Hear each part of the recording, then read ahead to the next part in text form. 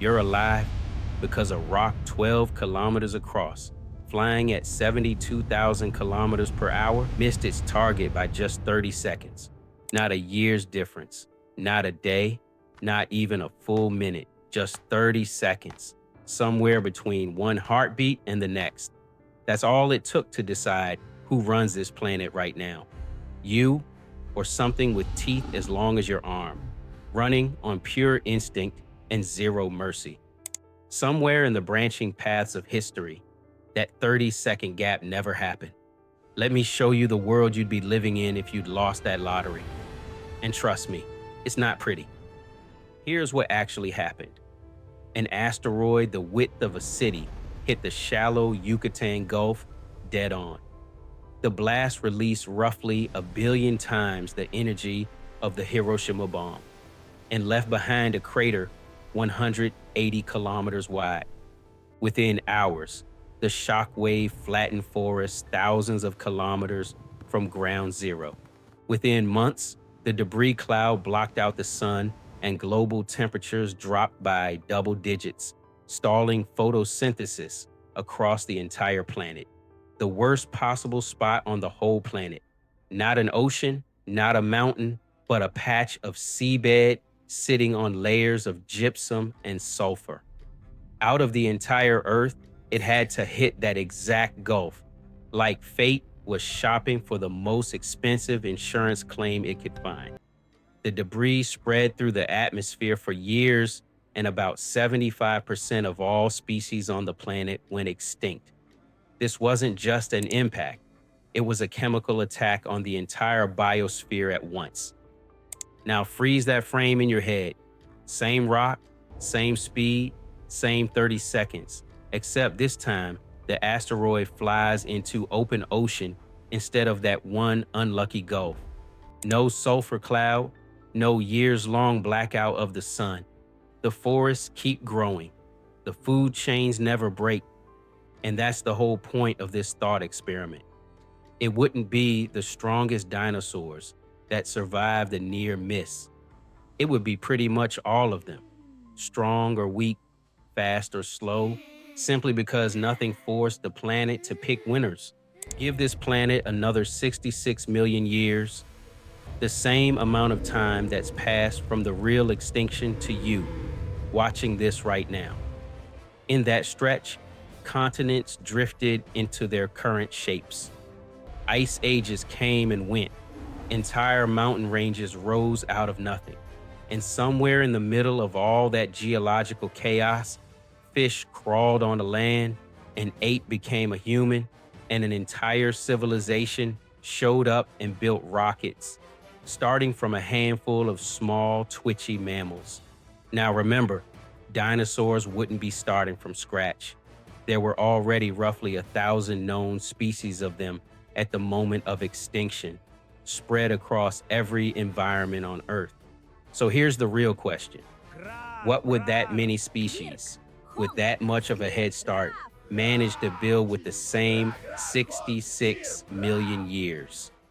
A velociraptor weighed no more than 15 kilograms, about the size of a large dog.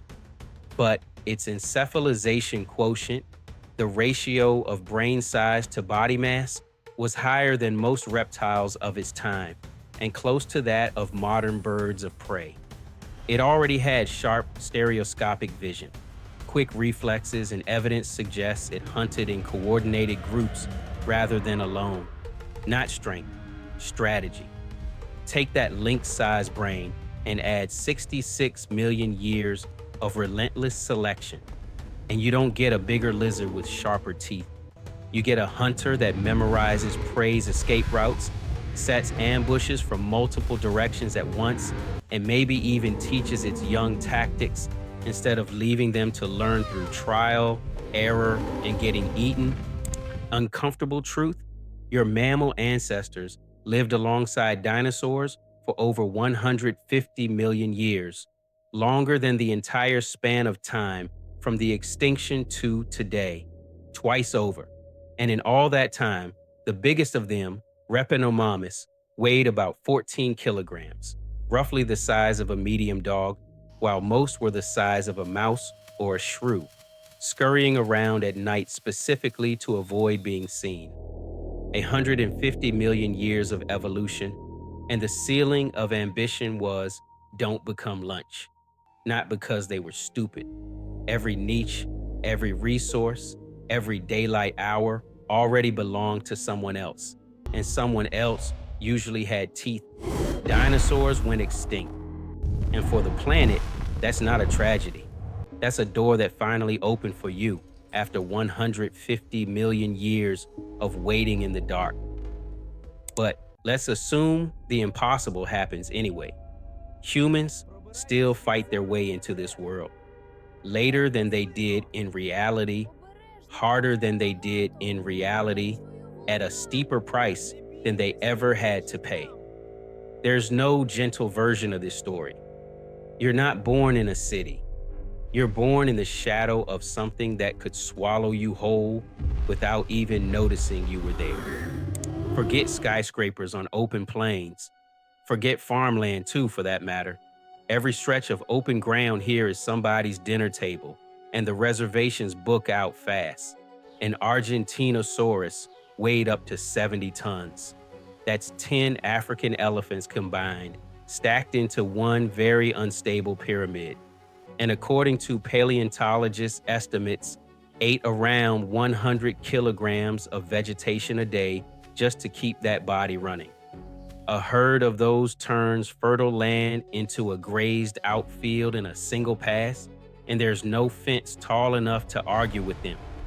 Your civilization would end up squeezed into mountains, into cliffs, into anywhere the giants physically can't reach. Not cowardice, just the math of survival. Although, honestly, I live on a cliff because I'm scared of an animal sounds exactly like cowardice. Hunting here isn't about strength, and it never really was. It's a chess match against an opponent that's faster than you, sees better than you in low light, and might just remember your face from last time, which, frankly, makes it worse than a debt collector. Win the match, and you eat for a week. Lose it, and you become someone else's protein for the day. So instead of declaring war on this world, you learn a different survival skill: negotiation. Not with the biggest animals out there, with the smartest ones.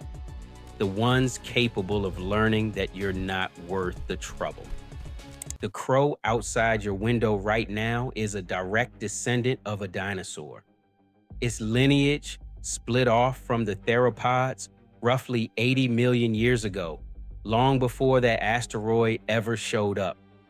In tests involving multi-step problem solving, crows perform at the level of a 5 to 7-year-old child. They plan ahead, they hold grudges, they recognize individual human faces years later, and their brains pack in twice as many neurons per gram as a primate's. All of that happened without 66 million extra years of uninterrupted evolution. Not from millions of years of selection starting from scratch. From the exact same evolutionary branch, we just gave a hypothetical chance to keep going without ever hitting pause.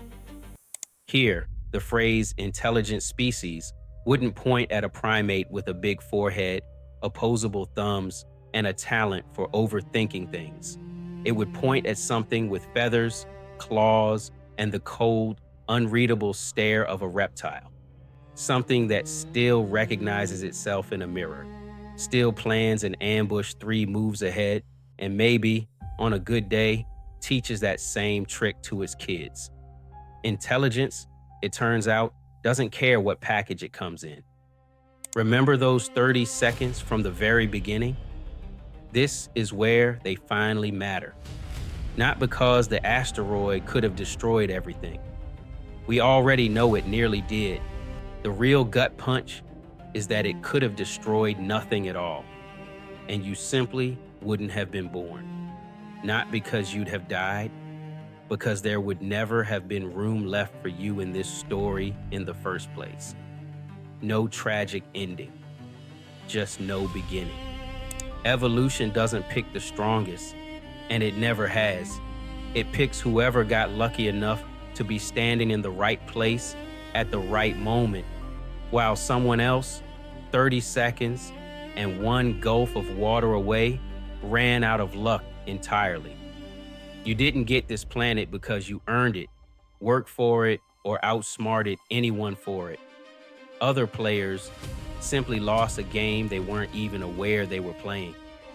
Next time, I'll show you a world where a completely different line went extinct instead. And trust me, that version of history is even stranger than this one. No asteroid involved at all.